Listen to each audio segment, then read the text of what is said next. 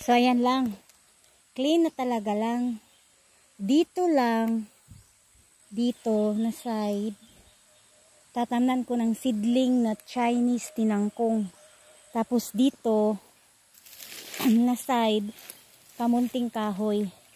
Babalik ako mamayang hapon lang kasi ako manghaling pa ako dun sa bahay kubo ko dun sa ibabaw, yung pigiri ko. Kasi plano na ako magpigiri lang. Hindi pa talaga ito tumubo lang, oy, pero hintayin ko yan. Tutubo din yan.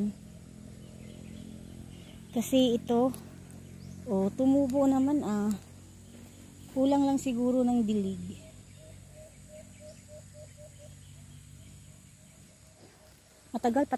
Matagal lang pala na magpatubo ng mga ano no, mga seedling ng mga lisu-lisu ba? Seeds. So uuwi ako lang kasi kung hindi ako pupunta sa school ng anak ko ngayon, talagang magtatagal ako dito kasi pupunta pa ako eh. Tapos umiinit-init na. So